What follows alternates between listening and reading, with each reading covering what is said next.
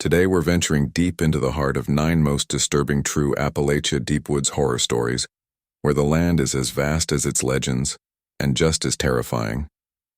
From eerie lights haunting dark rivers to ancient forces that never should have been disturbed, get ready for Appalachia. Of the most disturbing true horror stories that will make you question what's real and what's lurking just beyond the horizon, the stories you're about to hear aren't just tales whispered on porches or passed down by old folks with clouded eyes. They come from people who vanished for days without explanation, who returned changed, or didn't come back at all. In these mountains, the air carries more than wind, it carries memory. Sometimes sorrow, and sometimes a warning. You'll hear about the lanterns that follow travelers for miles, never touching ground. About the cabin where no mirror stays unbroken.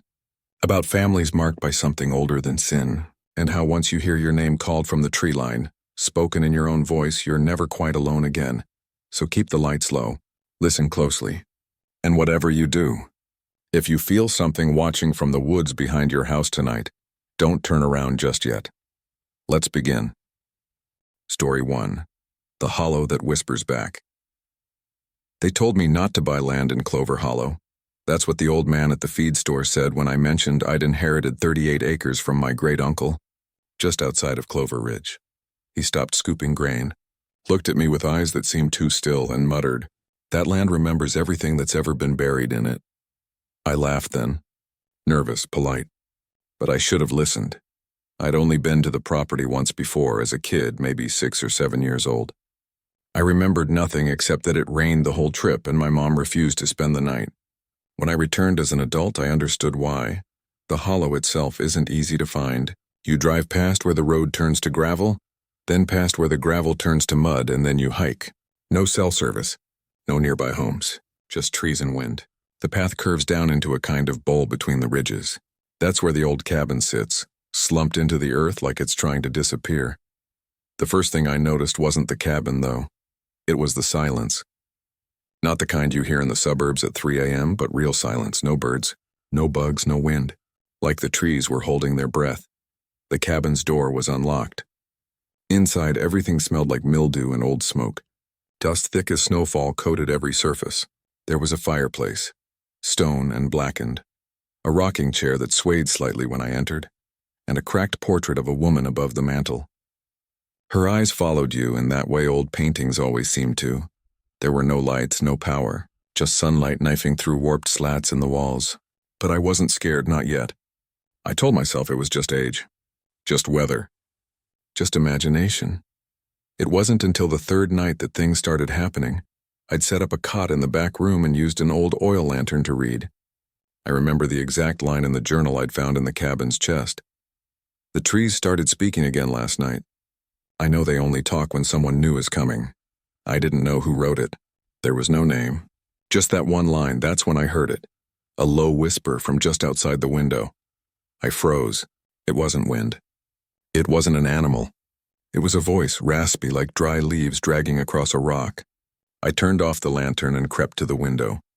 Nothing but darkness. I waited, listened, then it came again, my name spoken slowly. Emmett. But no one knew I was out here. The next morning I hiked into town and asked about the property. The librarian at the Historical Society, a woman named Cora, tilted her head when I gave the name Clover Hollow. "That's old land," she said. "A lot of folk from back in the 1800s settled in there before they learned better. We had a researcher come through once, said the land formed a natural acoustic chamber. Echoes travel strange, voices carry. People thought they were hearing spirits, but maybe it was just the shape of the valley. That sounded plausible. I clung to it, but on the 4th night the whispers got closer. I heard footsteps outside, slow crunching steps on dead leaves. I stepped out with my flashlight. The beam caught the trees and nothing else. Then the light flickered, dimmed, went out, and that's when I heard the whisper. Just behind me, "Emmett, you're back." I spun around. Nothing. The flashlight came back on, faint. In its glow I saw a trail I hadn't noticed before. A narrow path leading deeper into the woods. It wasn't on the map. It curved between tall skeletal trees like something had walked it 1,000 times. I followed it the next morning. About half a mile in, I found a small clearing. At the center stood a stone well. No roof, no bucket, just blackness below. Around it, dozens of old tin charms hanging from tree branches. Some were rusted bells. Others were bent spoons, thimbles, bits of metal fashioned into crude shapes. People, animals, eyes. They clinked softly, though there was no breeze. I peered into the well. I could hear something. Not water, not echo breathing, very slow, very deep. And I swear to you, it wasn't mine. I didn't sleep that night. Every time I closed my eyes, I saw the charms swinging in dead air. I heard that breathing in my ears. I kept the lantern lit all night. Around 3 a.m., I heard something moving in the woods again. This time it didn't whisper. It sobbed, a dry, heaving, broken sob. Like a child trying not to cry out, I wanted to leave. I packed my bag, but something, curiosity or maybe something older, kept me from walking away. Instead, I returned to the clearing. This time, someone had left something beside the well, a photograph, black and white, faded, of me, but it couldn't have been. The photo was old, creased, weathered, but the face was mine. I was standing at the edge of the well, hand on the stone. Behind me, barely visible in the background, was a shape, something tall, pale, faceless. I ran. When I got back to the cabin, the door was wide open. Inside, the walls were covered with words scratched into the wood with something sharp. Over and over, he never left, he never left, he never left. That night, I set up my phone to record. I left it facing the doorway to the back room and hit record before I lay down. I didn't sleep. Just closed my eyes and waited. At exactly 2:46 a.m., I heard the door creak. I didn't move. Just listened. Steps crossed the room. Slow, deliberate, and then something sat on the floor beside my cot. I felt the pressure on the boards. I heard it breathing. Then the whisper again, so close I could feel the air on my skin. You were always here, Emmett. I stayed still. Eventually, the sound faded. In the morning, I checked the recording. For the first 3 hours, nothing. Just silence. Then, just before 3 a.m., the camera shook. Something stepped into frame. At first, just a shadow. Then a figure. Long, distorted, like its body was stretched. It stood at the foot of my cot and looked down at me. It had no face, but it spoke, clear as a bell. He hears you now. The video ends there. Just cuts to black. I don't know what he is. I don't know who never left, but I do know this: the hollow watches. And once you step into it, it doesn't let go. I left the cabin the next morning. I hiked out, didn't look back. I've tried not to think about it, but sometimes in the middle of the night I'll wake up in my own bed, miles from that place, and swear I hear the tin charms clinking in the dark. And worse, sometimes I hear breathing under my floorboards. Story 2. What waits beneath Dead Horse Trail? They warned hikers about Dead Horse Trail long before I ever set foot on it. The locals call it that because of an old story. A traveler lost his horse one winter. The beast starved, frozen, and bled where it stood. They say its bones still lie somewhere off trail, under snowdrifts, under fallen trees. But I didn't believe in bones or curses. I believed in maps, in paths, in dirt and stones and guidebooks. When I decided to come, it was for research. I'm a photographer by trade, drawn to old trails, abandoned mines, and the wild edges where nature reclaims human footprints. Dead Horse Trail lies deep in the Blue Ridge Mountains, a forgotten branch off a logging road. Thick forest, steep ridges, cold creeks. I arrived in late autumn, when the leaves are dying and wind carries a hollow ache. Perfect time, I thought. I parked at the old ranger station.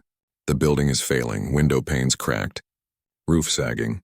A faded sign warns trail closed seasonal, but I ignored it. I packed my camera, a small tent, some food. I hiked in late afternoon. Light slipping away. Shadows long. The trail starts innocently enough. Moss-coated stones, ferns, the bleached skeletons of birch trees. Then it narrows. Roots twist across the path like hands. Water seeps in places, making slick mud. The creek crossings are shallow but icy cold. I passed remnants of logging tools. Axes rusted, chains broken, a boot half buried in leaf mold. I thought people were here, they left. Time moves fast in the woods. At twilight, I found a small rock outcrop overlooking the valley. I set up camp. The sky fissured, colors bleeding purple indigo, birds silent. Even insects seemed to retreat. I ate by lamplight, listened to the creek. Nothing unusual yet. Just quiet. But that night I woke. Something like thunder, but not quite. Not a storm. I strained my ears. The wind was still. Then I heard scratching, above me, maybe on the roof of my tent. Something dragging. Something trying. I unzipped the tent door, peered out. Nothing visible but trees. Moonlight leaking through branches. I held my breath, waited. Sound ceased. Back in the tent I curled up, my heart pounding. I thought of the story of the lost horse. Of bones. Death. I tried to sleep. Dreamed of hoofbeats in mud, a horse crying. Weird shapes in foam. Morning came. Dew on everything. I packed quickly. On the path I noticed hoofprints. Deep, wide. Too large for the horses hikers use. No one had posted about them. I photographed them. They led to a fork in the trail. The left branch less overgrown, the right darker, colder. I chose right. I always choose what seems forbidden. Deeper in, the woods closed in overhead. Moss hung in curtains. Old stone bridge crossing the creek, its railing long gone. I walked on the bridge, stepping into shadows. I heard whispering underfoot. Soft voices carried by water. I knelt by the creek. Saw pale shapes in the water, stones or bones. Not sure. Reflected my face and something else behind me. I turned. Nothing. At dusk I found a cabin. A hunting cabin abandoned, its door off hinge. Inside charred beams. Burnt wood. Black soot. A fireplace full of ashes. In the ashes I found horsehair and dust. Scorched letters carved into wood, he never went. My chest cold. A gut of dread. I slept there that night, though I didn't want to. I was too far in to turn back. I laid in the cabin, just a thin cot, listening. Somewhere outside, something moved. Branches snapping. Whispers names. Anna. Jacob, eh? I couldn't tell. The names mixed. My name may be borrowed. I held the thin sheet tight. Somewhere in the dark, a heavy breathing. I thought it was the wind. But it wasn't. It was shallow, wet, drag-like. I waited, hoping it would go away. It did after hours. Or maybe I drifted off. I dreamt of the horse, its rib cage etched with frost, eyes empty pits standing in snow. I heard it scream. At first light, I examined the cabin walls.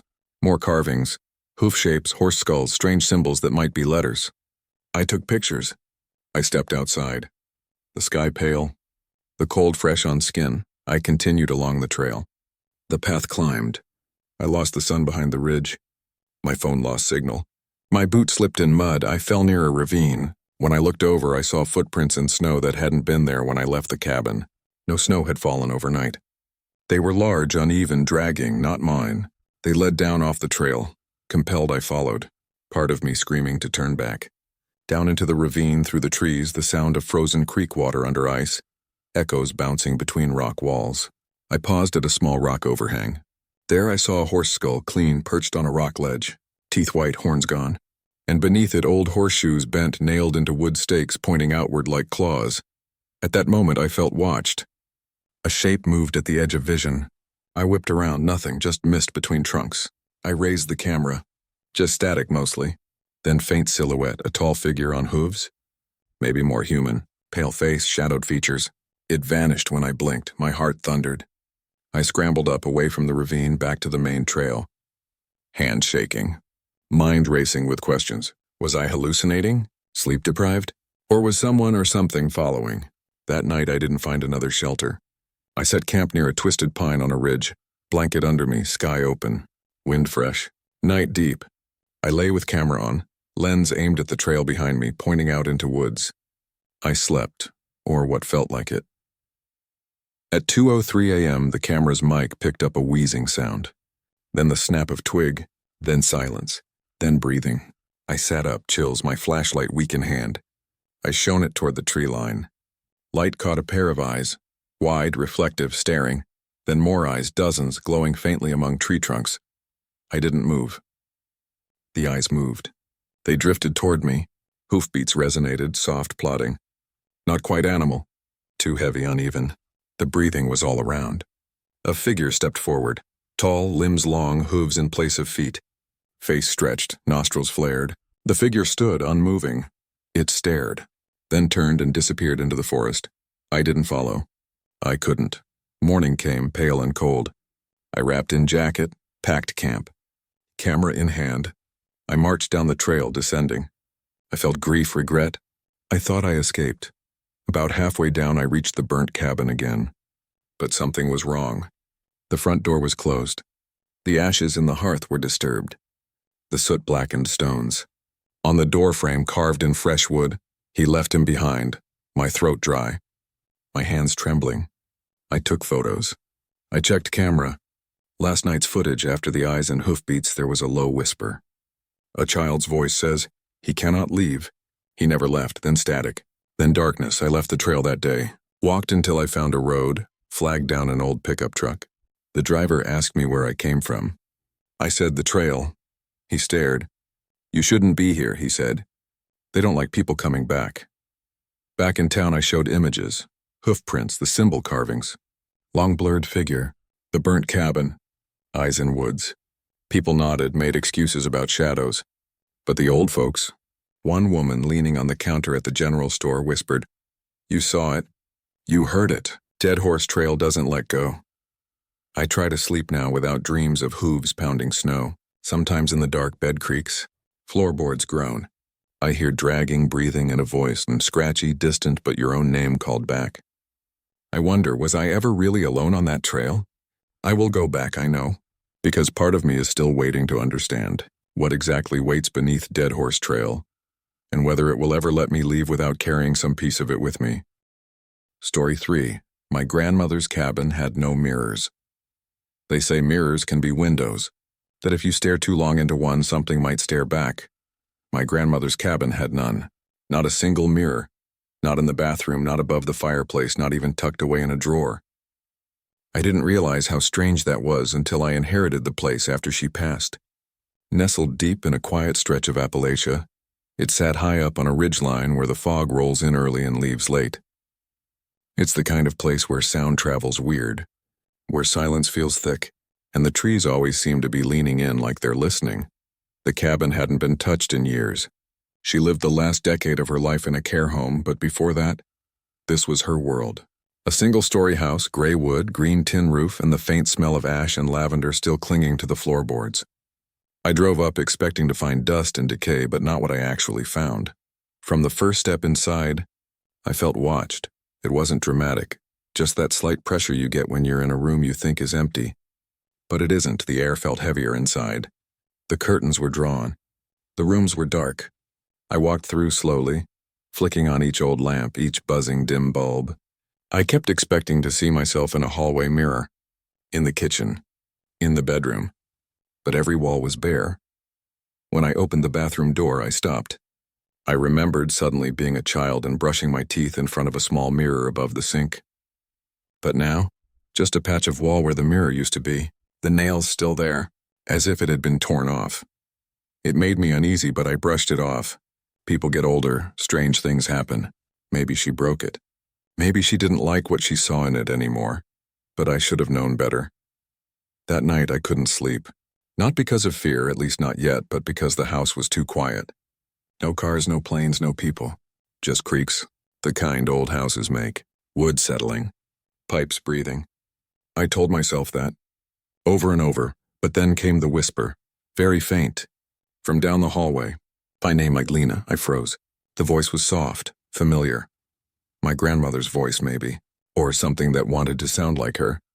I got up and walked slowly toward the sound. The hallway was long and dark, with old wallpaper peeling at the seams. At the end, the door to her bedroom stood ajar.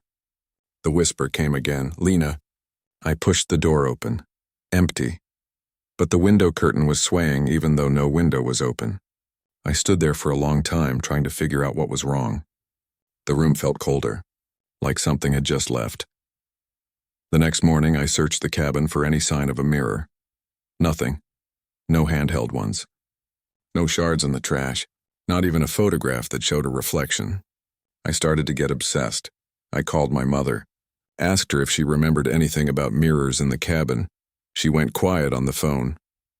"She got rid of them all after your great-uncle Levi died," she finally said. Wouldn't say why.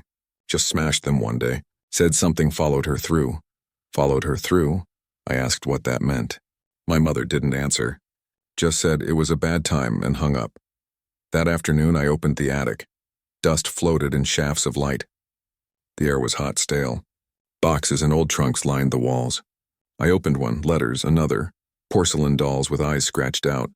Then in the far corner, I found a covered shape leaning against the wall. A tall rectangle draped in a thick black cloth. I knew what it was before I touched it. I pulled the cloth down, a mirror. Its glass was intact, but the frame was cracked. Something about it made my stomach tighten. It wasn't the mirror itself, but the way it reflected light. Wrong. Off. The angle skewed. I stood in front of it, but didn't see myself. Just the attic empty. I turned. My shadow was there on the floor. But in the mirror, nothing, no reflection. I didn't sleep that night. Around 3 a.m. I heard footsteps.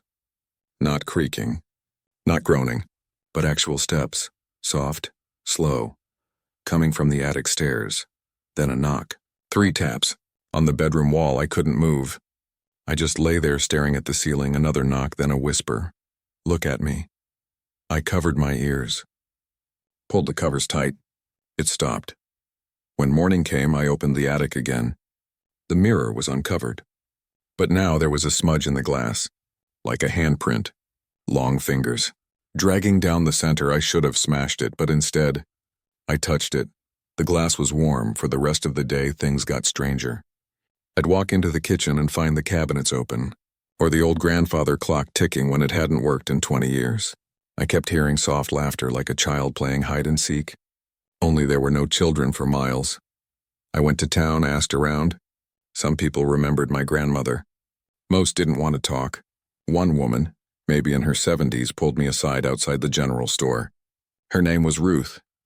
She was always worried about what she saw in mirrors, Ruth said. Said it wasn't her, that it was something pretending to be her. It started with her brother. He went missing, came back, but he wasn't right. She said she caught it smiling at her in the mirror once, but she wasn't smiling. I asked what happened to Levi, her brother.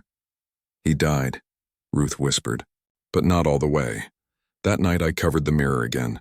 I moved it to the shed outside and locked the door. I thought it would help. It didn't. Around midnight I woke to a strange sound, breathing from inside the walls, heavy, slow, close. I turned on my lamp. The breathing stopped, but on the wall, across from my bed, something was written in the dust, letters dragged by a finger. Look again. He grabbed my bag. I was done. I didn't care about the inheritance, the land, the house. I was ready to leave, but the front door was open. I know I locked it, and standing just outside in the edge of the fog was a tall figure, pale, still, watching. I slammed the door shut, locked it again. When I looked out the window, it was gone. The next morning I drove back to town, found the church, asked to speak with someone, anyone who knew how to bless a home. A man named Father Kent agreed to come. We drove back up. He walked through slowly, said nothing, until he got to the attic. He wouldn't go in, stood at the door and whispered something in Latin. Then he looked at me and said, "You should bury it." Bury what? The mirror. We carried it into the woods behind the cabin, dug a hole near an old ash tree. As we lowered it in, the wind shifted. It howled, louder than it should have. Trees bending, leaves whipping. And for just a second I heard laughter again. But deeper this time and angry. We covered it with soil, marked the spot with stones. He told me not to speak of it again, to burn the house if I had to. I didn't burn it, but I haven't stayed a single night since. That was 6 months ago. I'm back in the city now, but something's still wrong. Sometimes when I pass glass storefronts or reflective windows, I catch glimpses, not of me, but of a woman, older, wearing my grandmother's shawl, smiling. Only I'm not smiling, and sometimes late at night, when the lights are off and everything is still, I hear a soft knock on my bathroom mirror, just 3 taps and a whisper, "Look at me." Story 4. The Children in the Fog at Stillwater Creek. I didn't believe the stories about Stillwater Creek, not at first. I moved to Clay County in the fall, just before the leaves lost their color. The house I found sat on a sloping edge above a narrow creek, about a half-mile upstream from where it met the hollow. The realtor told me it was a quiet place, good bones, perfect for a fresh start. But when I mentioned the name Stillwater, she paused, almost flinched, and said, "Folks don't usually build near the water anymore. Ever since the children went missing, I should have asked more then. But I was tired. I needed quiet. I'd just lost someone, my daughter Evie, to a long illness that made me forget how to smile. The cabin felt like an escape, so I signed the papers and unpacked my grief. Stillwater Creek was just below the hill, and in the early mornings a dense white fog curled along its banks. The trees bowed low toward it like they were listening. There was something beautiful about it, quiet, dreamlike. Sometimes I'd sit on the porch at dawn, coffee in hand, just watching that fog roll like slow breath. It was the third morning when I first heard them, children laughing, not close, faint, distant, carried through the fog like wind through leaves. I leaned forward, thinking it must be someone camping nearby.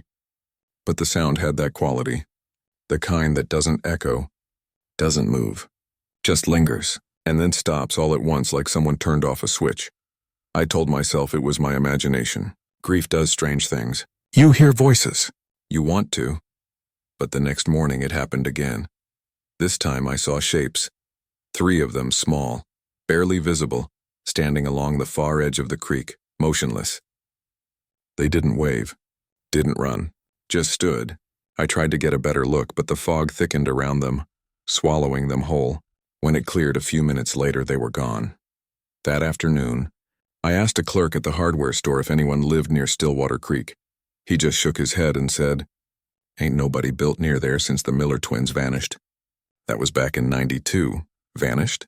Walked into the fog and never came out. Folks searched for weeks. Dogs couldn't track a scent. One man swore he saw them standing in the water 2 days later, grinning. But when he got closer, there was nothing there but reeds. Some people think they drowned, others, well, the old stories say the creek chooses. I pressed him on what that meant. He leaned closer and said, "That creek was never right, not since before settler times. There's stories about children's voices in the fog going back centuries. Some folks say the creek wants company." That night I couldn't sleep. I kept thinking about those shapes in the mist, the way they didn't move, didn't react. It felt wrong, like they weren't really children at all, just masks made of fog. The next morning I walked down to the creek myself. The air was thick with mist. The ground was soft, wet. I stood at the edge looking into the fog and called out, "Hello?" Silence, then a soft splash, like a small footstep in shallow water. Then laughter. High, sweet, echoing across the creek bed. And then my daughter's voice. "Daddy." I froze. It wasn't just similar. It was her voice. I hadn't heard it in months, not since the hospital. My chest locked up. I called her name. Nothing. I stepped closer to the water, and there, just on the other side of the creek, I saw her, Evie. Same pajamas she wore the night she died. Hair loose, pale, she looked calm, not frightened, but she didn't smile. "Evie?" I whispered. She turned and walked into the fog. I stepped into the water before I even realized it. The current was cold, ankle-deep, biting through my jeans. I called again. No answer. I crossed to the far bank, empty, no trail, no footprints, just mist and mud. I stood there until the fog lifted. When I got back to the house, I found something sitting on the front step, a small, plastic hair clip, pink, shaped like a butterfly.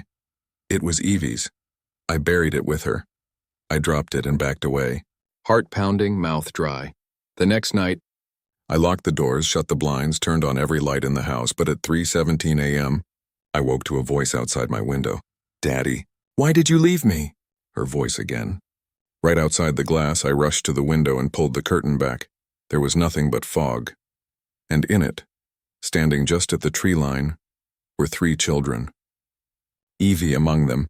They stood perfectly still. No movement. No breathing. Their faces pale, eyes wide. Then one by one they turned and walked toward the creek. I didn't follow. I couldn't. In the morning I found more hair clips. 4 this time, arranged in a neat line along the porch railing. I started digging. I went into town, searched old archives, newspaper clippings, and the stories kept coming. Kids gone missing near Still water going back 100 years. 857, 4 cousins vanish while fishing. 12. A girl found standing in the creek days after disappearing, too cold to speak. Died weeks later, a boy found whispering to the water. Said they sing under it. All of them are tied to fog, to laughter, to the creek. The library had one photograph from the 50s, a faded black and white image of a baptism being held at the creek in the Eau. Background barely visible were several shapes in the mist. Small figures, pale, not part of the crowd. I copied the photo, took it home. I knew what I had to do. That night I waited until the fog came. I walked back down to the water. I brought a flashlight, though it barely helped. The fog eats light like smoke eats fire. I stood at the edge and called her name. Evie, if that's you, come back, please. Laughter.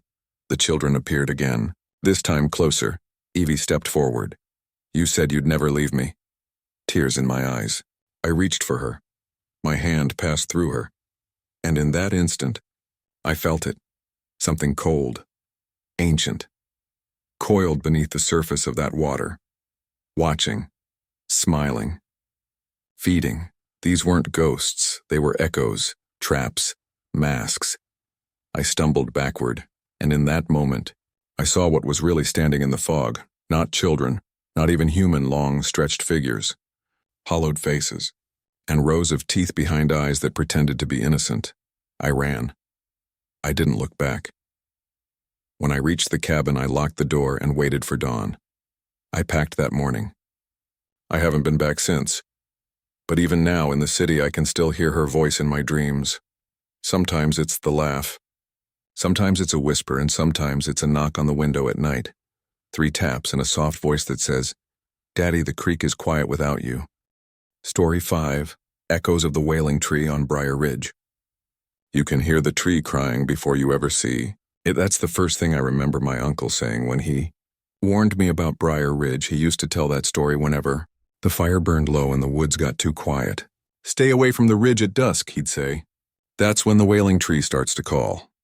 I thought it was just a tale meant to scare kids, something to keep us from wandering too far into the woods. I never expected to inherit that land. When my uncle died, alone in that broken-down shack up on the ridge, the property passed to me. 52 acres of forest, overgrown fields, and a crumbling family home that hadn't seen a hammer or a nail in 30 years. I didn't want it, but I didn't have the heart to sell it either. Something about it pulled at me, like unfinished business, or maybe guilt. So one foggy morning in late October, I packed up supplies and drove out to Briar Ridge. I hadn't been there since I was 9 years old. The road wound like a snake, cracked and swallowed by weeds. Trees leaned in close on either side. And the silence? It wasn't peaceful, it was expectant. The cabin was still standing, barely. Roof sagging. Vines crawling up the sides like the forest was trying to reclaim it. I set up camp inside, using the dry half of the place. I lit a fire in the old stove and sat in the dark, listening. It didn't take long. The first sound came just after sunset. It started like wind moving through trees, but then shifted. Higher, almost human. Like a woman weeping. Not loud, not close, but constant. A thin wail, carried across the trees, weaving in and out of the branches. I stepped outside with my flashlight, sweeping the beam across the tree line. Nothing. But the sound kept going. It didn't move. It didn't fade. It just was. The next morning, I walked toward it. The sound had stopped at dawn, but I remembered the direction. I pushed through brush and thorns until the ground began to slope upward. That's when I saw it. The tree. It stood alone at the crest of the ridge, black bark split and knotted, branches bare even though the forest around it still held onto its autumn leaves. The air was colder near it, still, and there, nailed into the trunk, were dozens, maybe hundreds of rusted metal objects. Keys, coins, forks, a child's spoon, bent nails, wedding rings, each one hammered into the bark like offerings or warnings. At the base of the tree, a dip in the ground held water. But it wasn't a spring or a creek. It was a shallow pool, dark and still even though no rain had fallen in days. The air smelled of old iron and damp roots. I felt drawn to it. Like gravity, I should have turned back. Instead, I knelt by the pool and looked in. Not at my reflection, but at the shapes moving underneath it. Not fish. Not shadows, something, long thin, like arms, reaching upward. I stood too fast, dizzy. The sound of weeping came again, faint, but clearer than before. And this time I heard a voice behind it, whispering a name. My name. I stumbled back toward the cabin. That night the crying came closer. The sound now rose and fell like someone sobbing into the dirt. I covered my ears, but it seeped through the walls, through the floor.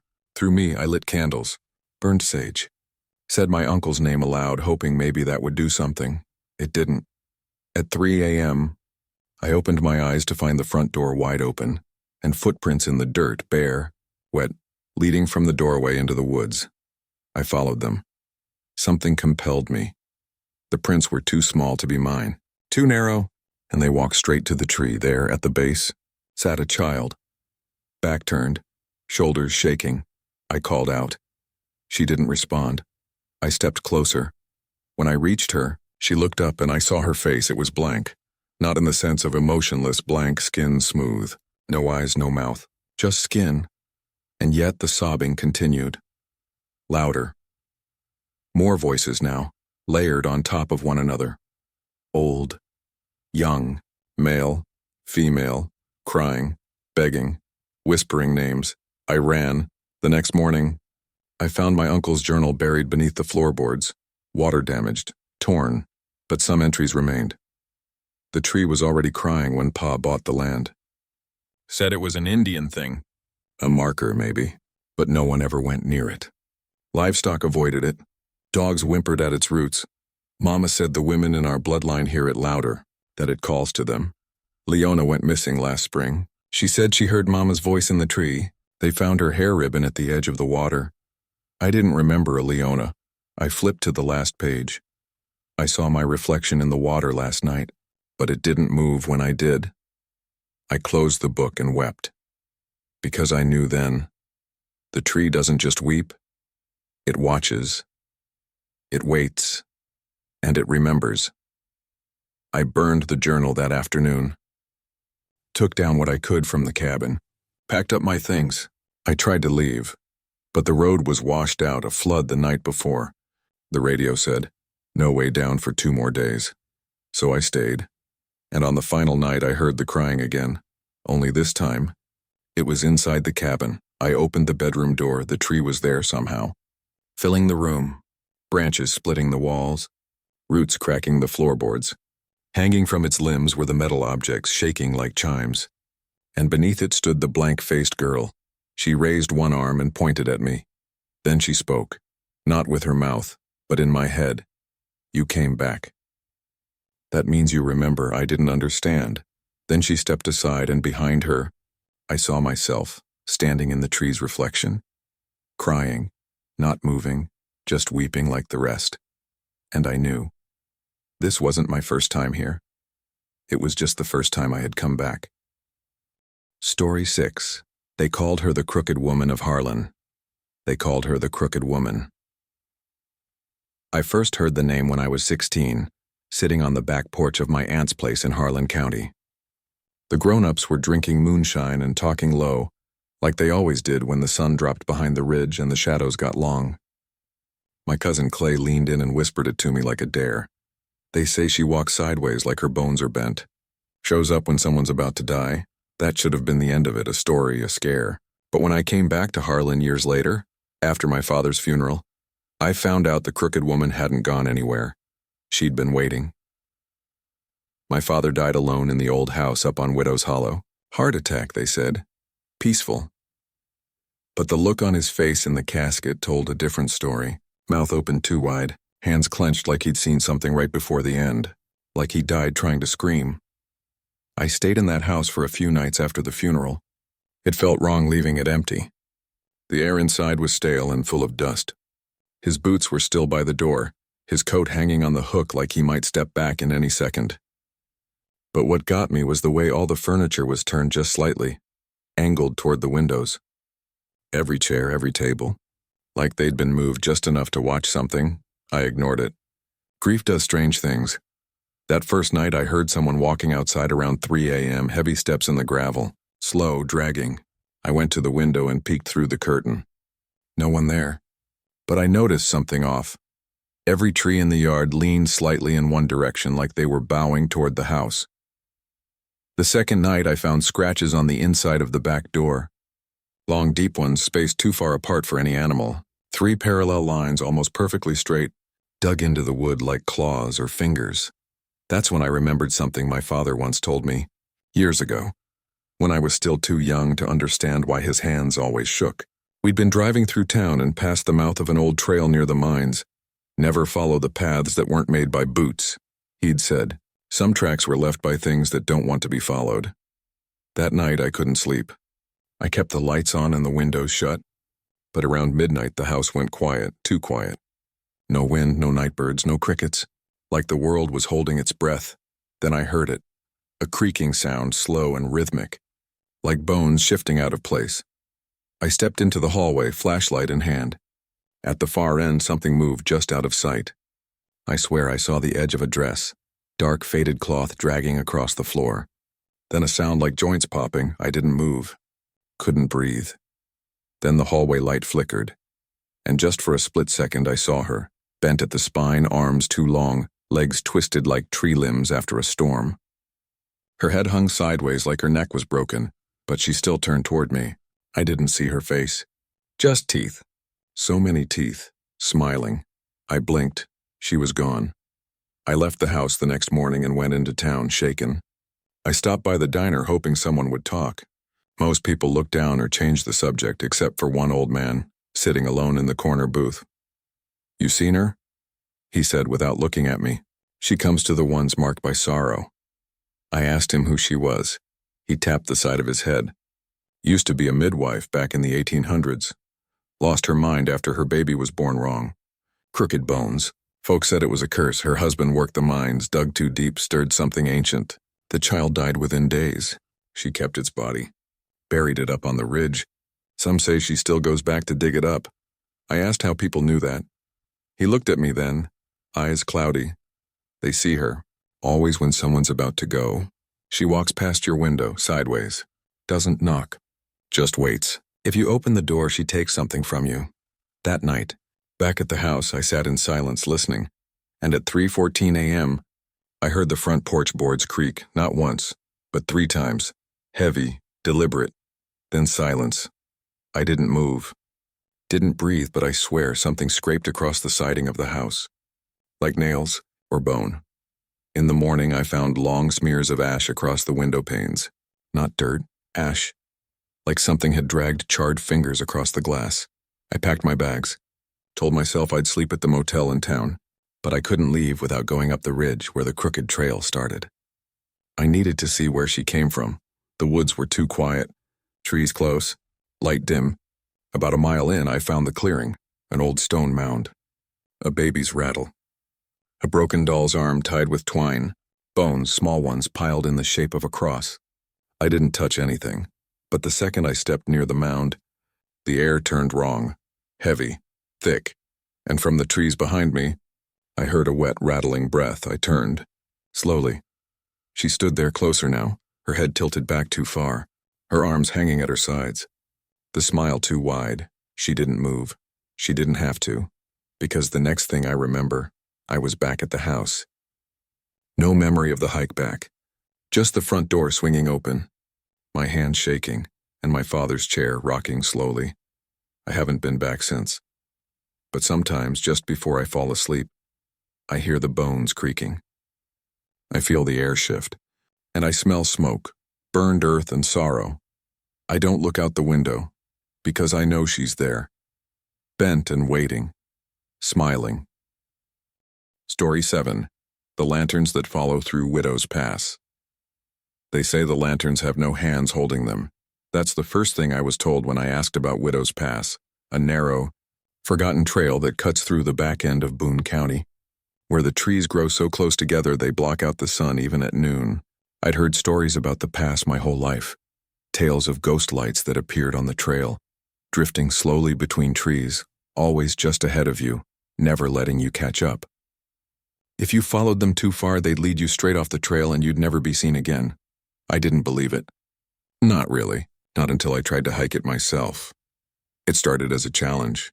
I'm a trail runner, photographer, amateur documentarian, always chasing what others call myths. I'd done abandoned mines, collapsed churches, Civil War burial grounds. Widow's Pass felt like just another checkbox, just another spooky story I could film, edit, and post for my small audience. I didn't go in mocking it, but I didn't respect it either. That was my mistake. The entrance to the trail was hard to find. No official markers, just a rusted wire fence bent out of shape, and an old wooden sign with the letters half burned off. It used to say Widow's Paw before the rest was scorched away. My GPS gave out about a mile in. Cell service vanished. But that was expected. What wasn't expected was the silence. The moment I stepped past the tree line, the sound disappeared. No birds, no wind, not even the buzz of insects, just the crunch of my boots on the dry leaves and the low thump of my heartbeat in my ears. About 2 hours in, the trail narrowed. Trees arched overhead, forming a kind of tunnel. The temperature dropped sharply. I zipped my jacket and kept going, filming B-roll as I walked. That's when I saw the first lantern. It was about 20 feet ahead of me, slightly to the right of the trail. A soft amber glow, flickering gently as if someone were holding an old oil lamp behind the tree. I stopped walking. The light didn't move. At first I thought it had to be another hiker, but when I called out, "Hey, you up ahead?" there was no response. The lantern drifted sideways, slow, smooth, like it was gliding through the trees. Not bobbing like someone walking with it, floating. I started recording. Following light through Widow's Pass, I whispered into the mic, trying to sound calm. Could be a camper, or maybe something stranger. I stepped off the trail. I know, stupid, but I didn't want to lose the shot. The forest floor was thick with deadfall. Branches clawed at my coat. The light stayed just ahead of me, never closer, never further, always keeping the same distance no matter how fast I walked. It led me downhill into a hollow where the trees thinned, revealing a dry creek bed filled with stones the color of old bone. That's when the light stopped, just hung there, suspended in the mist. I raised my camera, then it vanished. No sound. No flash, just gone. I turned around and realized I had no idea where the trail was. I retraced my steps, or tried to, but nothing looked familiar. The trees all leaned at odd angles. The moss was thicker, the air heavier. I couldn't even hear myself breathe anymore. Then I saw the second lantern, closer this time. Maybe 10 feet away, behind a tree with bark so dark it looked charred. It was lower than before, like someone crouching. I didn't move. The light drifted around the tree, and there, just beyond it, was a figure, pale, thin, long arms. No face I could make out, just a shape. It turned away and walked into the mist. I didn't follow this time. Instead, I pulled out my compass. The needle spun uselessly, twitching back and forth like it couldn't decide what direction was real. That's when I realized something else. It wasn't just lanterns. I was being led. I started walking uphill, back the way I came, or at least I hoped. I didn't look at the lights anymore. I ignored every flicker in the woods. I told myself to keep moving, keep breathing, but the forest didn't want me to leave. I heard footsteps behind me, always a beat after mine. When I stopped, they stopped. When I ran, I heard the dragging sound of something larger, heavier, coming up fast behind me. Once, I turned and caught a glimpse of it in the corner of my eye, something tall with lanterns burning in place of eyes. Smoke curling from its mouth, fingers too long, almost touching the ground. But when I blinked, it was gone. I finally reached a place I recognized, an old log bridge that crossed a gully near the entrance. Relief washed over me. I was only half a mile from the road. That's when the final lantern appeared. It didn't hover in the woods this time. It stood in the center of the trail, blocking the path. No figure, no wind, just the light. Brighter now, flickering like it was alive. I walked toward it, heart hammering. It didn't move, but as I got closer I heard something. A whisper, low and hissing. It said my name, not like my name, my full name, and then it said, You followed too far. You're part of it now. I lunged forward and swatted at the lantern. My hand passed through it, and suddenly I was lying on the ground, alone, dark, cold. No trail beneath me, no bridge, no lantern, just forest. Endless, silent forest. I walked for what felt like hours before I finally found the road. My hands were shaking. My camera was still running, but the footage was corrupted. Every shot of the lanterns was static. The audio, garbled, filled with whispers. Voices overlapping. One of them, mine, saying something I don't remember ever recording. It's beautiful. I want to stay. I left Widow's Pass that night. I haven't spoken of it until now.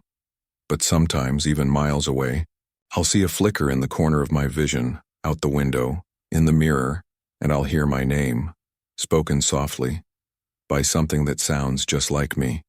Story 8. The Blood Ledger Buried in Rooster's Mine. I was never supposed to go into Rooster's Mine. My grandfather worked there in the 1940s, back when the company still ran dynamite blasts without telling the men beforehand. He used to come home with black dust on his hands and a far-off look in his eyes, like he'd seen things deep underground that sunlight could never clean off. After he died, my grandmother told me, "Don't go poking around the hills. Rooster's Mine ain't just closed, it's sealed, and there's a reason for that." But curiosity doesn't listen to reason. It was last fall when I finally went back home after more than a decade away. My father had passed, left the family cabin to me. I hadn't set foot on that property since I was a teenager, and the hollow it sat in hadn't changed much, just more trees, more rot, more silence. But the mine was still there. I saw it from the ridge the day I arrived, nestled in the rock face like a mouth that forgot how to close. They'd bricked up the entrance after the last cave-in in '63. 13 men died. Not a single body was recovered. The company wrote it off as structural failure. Locals called it something else, the reckoning. And for decades, no one went near it until I did. I didn't go looking for ghosts. I went because I found a key. A small brass key wrapped in oilcloth tucked into the back of my father's desk drawer. No tag, no note, just a folded piece of paper with 4 words scrawled in shaky handwriting. Rooster Ledger, bury it. I had no idea what it meant, but it haunted me. The next morning, I hiked out to the mine. The brick wall sealing the entrance was mostly intact, though time and frost had cracked it in places. I circled around and found what I was looking for, a ventilation shaft near the upper ridge. It had long since rusted open. The drop wasn't far, just enough to remind me I was crossing a threshold I couldn't uncross. Inside the mine was a throat of stone. The deeper I walked, the more the light disappeared behind me. My flashlight cut a narrow cone through the darkness. Dust danced in the beam, disturbed only by my breath. I followed the old rails, deeper than I should have gone. Somewhere in the dark, I began to hear tapping. Just faint, rhythmic, metal on stone, but I kept walking. Eventually, I reached what used to be the main chamber, a cavern carved out of the mountain's belly. Old tools lay rusted against the walls, buckets of stone still waiting to be hauled. And in the center of it all, a door, not a mine door, not industrial wooden iron hinges, a rusted lock, built after the cave-in by someone who didn't want whatever was behind it to get out, or anyone else to get in.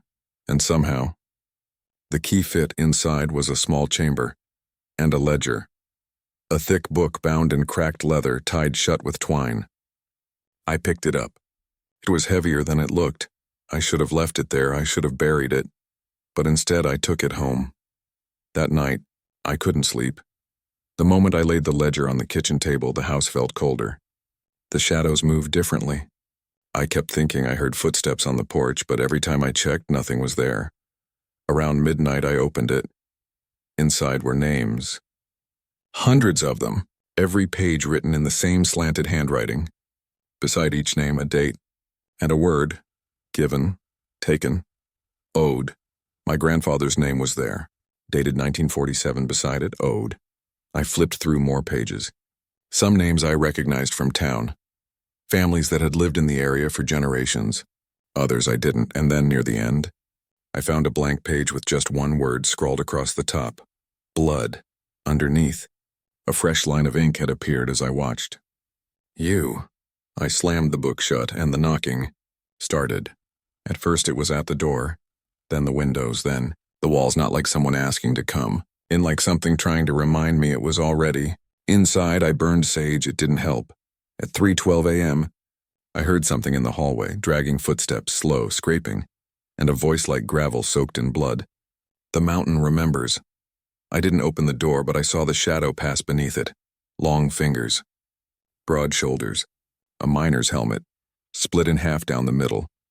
I stayed up until dawn, clutching the ledger, too scared to move. In the morning, I drove back to the mine with every intention of putting the book back where I found it, but when I reached the shaft, it was gone. Filled in, like it had never been there. The mine entrance, too. Sealed tighter than before. No opening, no tracks, no trace. Only the wind moving through the grass, whispering like it had something to say. I thought maybe I was losing it. But that night, the writing in the ledger changed. New names appeared, people I hadn't thought about in years, a teacher from my old high school, a kid I grew up with who died in a logging accident, my mother, and then my name again, this time next to the word given. I don't know what I gave, I don't know when, but ever since I opened that book, things have been wrong. Lights flicker in my home even when the power's fine. I hear breathing under the floorboards. I dream of tunnels that go deeper than the earth, allows, filled with shadows that mine not for coal, but for memory, for guilt. I tried burning the ledger, it wouldn't catch. Tried burying it. Dug a 6-foot hole in the old churchyard, came back the next day and found the book sitting on my front porch. Dry. Now, I keep it in the freezer, wrapped in cloth, chained shut, but sometimes I hear it, pages turning, and the scratching of a pen, still writing names I haven't spoken aloud in years. There's something old in Rooster's mind, something deeper than death. Not a ghost, not a curse, a tally. And somewhere, underground, it's still keeping count. Story 9. I was lost for 3 days, but the sun never rose. I went into the woods on a Tuesday morning. Clear skies mid-October. Cool enough for a jacket, but not cold enough to numb you. I was there to scout locations for a photography project, documenting forgotten Appalachian trails before winter buried them again. I packed light, trail mix, water, extra batteries, my camera. Nothing I hadn't done 100 times before. The trailhead sat just outside Whitaker County, off a gravel road most folks didn't use anymore. My only goal was to reach the old fire tower at the top of Crowback Ridge by nightfall. I never made it. Somewhere between mile 3 and 4, the trail vanished. I don't mean it got overgrown, I mean it was gone. 1 second I was walking a narrow but defined path, pine needles underfoot, sunlight slanting through the trees. The next second I looked down and realized I was standing in grass that had no footprints. No break, no trail. I turned around. No path behind me either. Just trees. Endless trees, all leaning slightly toward me. I told myself to stay calm. I'd studied this area. I had maps. I had a compass. But the needle spun slowly in a full circle, like it couldn't decide which direction was north. The sky above was gray now, solid, unbroken. I checked the time on my phone, 4 p.m. That's when I noticed something else. There was no sound, not quiet, dead silence, no birds, no wind, not even the hum of insects. The kind of silence that presses against your eardrums and makes your own heartbeat feel like shouting. I walked in a straight line for what felt like hours, trying to find a landmark, any sign of the trail. I climbed a small rise to get a better view, and saw nothing but forest in every direction. No fire tower, no road, no sun. The light hadn't changed, but it hadn't moved either. It was still midday gray, hours after it should have shifted. I checked my phone again. 2:04 p.m. Same time. The battery is still full. No signal. That's when the dread started to crawl in. I marked a tree with my knife. I walked 30 paces. Marked another. Then I walked back. The first tree was gone, or different. Same shape, but no mark. I started running. Branches tore at my sleeves. Roots tried to trip me. The forest blurred around me until I stumbled into a clearing I didn't remember seeing on any map. There, in the middle, stood a small stone structure. Round, no door, no windows. Covered in moss, like a well, but sealed with a flat stone lid. I approached it slowly. There were symbols carved into the stone, some old, some new. A spiral, a set of eyes. A figure with no face at the center of the lid, a handprint, fresh, damp. It was mine. I stepped back, stomach twisting. That's when I heard it. Footsteps. Behind me. Not fast. Not urgent, just there. I turned, expecting a person. What I saw was a figure.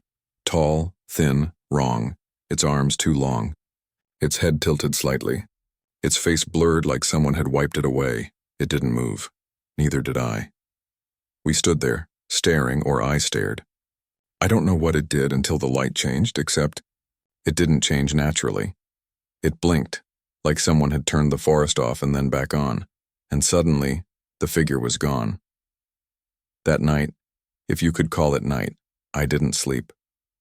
I made camp near a large tree with a hollow trunk, lit a fire that seemed too dim, and kept my back to the stone circle. I couldn't tell time. My watch still read 12:04. My phone had gone black. The sky above me never darkened, never brightened. Just a constant gray dome, heavy and motionless, and the silence. It was worse now. Every so often I thought I heard something, a distant whisper, a twig snapping, a breath behind my ear, but every time I turned, nothing. On what I assumed was the second day, I began seeing things in the trees, eyes, first just one pair, reflective, like an animal's. But the closer I got, the higher they appeared. Too high, then another pair, then more. They never blinked, they just watched. Screamed into the woods, nothing. Echoed. Nothing replied. Only once did I hear a voice, and it was my own, but it came from behind me, saying something I hadn't said yet. I just want to go home. By the third day, if that's what it was, I stopped feeling hunger. Or thirst. My skin was cold, but I didn't shiver. My footsteps didn't make sound anymore. I began to think maybe I wasn't real anymore. Maybe I had slipped out of time, or maybe something had pulled me out. I came to a place where the trees grew in a perfect circle. At the center, a stone table. On it, a compass. It spun wildly, then stopped, pointed to a direction I hadn't tried. I followed. The trees began to thin. The silence broke. Birds in the distance. Wind through branches, then light, real light. Warm, golden. And the moment I stepped through the last row of trees, I stumbled onto asphalt. A road. A park ranger found me wandering 10 miles from where I entered the trail. Clothes torn, face covered in scratches, sunburnt even though I hadn't seen the sun. I asked what day it was. He said Friday evening. I'd been gone 3 days. But the sun had never risen in those woods. Not once. My watch, still frozen at 12:04, the footage on my camera, glitched, every clip distorted, every sound buried under static except for one, a single whisper on a loop. It's always 12:04 in the in-between. I've since tried to find that trail again, it's not there. Locals say crowback. Ridge doesn't have a fire tower, never did. I've stopped looking for answers, because part of me knows I never left. Some nights, I wake up to find my compass spinning on the nightstand, my breath fogging up in a room with no open windows. And outside the house? The sky's always gray and the sun never rises. The Appalachian Mountains are old, older than memory, older than scripture. They stretch like the spine of something buried just beneath the skin of the earth. For generations, people have carved out lives between these ridgelines. But some places were never meant to be settled. In the stories you've just heard of children swallowed by fog, of crooked women walking backwards through time, of cursed ledgers that still write in fresh ink, we've traced the invisible map of horror stitched across Appalachia. Each trail, each creek, each abandoned cabin carries a memory that refuses to fade. These are not isolated events. They are patterns, echoes, the land remembering what people try to forget. Some say these tales are just folklore, exaggerations. But those who've been there, those who've felt the weight of eyes in the dark, who've heard their name called from the trees in a voice that isn't quite right, they know the truth runs deeper than old wives' tales, because Appalachia doesn't just hold stories, it absorbs them. And sometimes it speaks to them back. So if you ever find yourself wandering a little too far off trail, or if your compass spins for no reason, or if you hear a knock at your window after midnight, pause. Ask yourself, did you come looking for a story? Or did the mountain call you here? to become part of one. Because in the deep woods of Appalachia, the past is not gone, it's just waiting.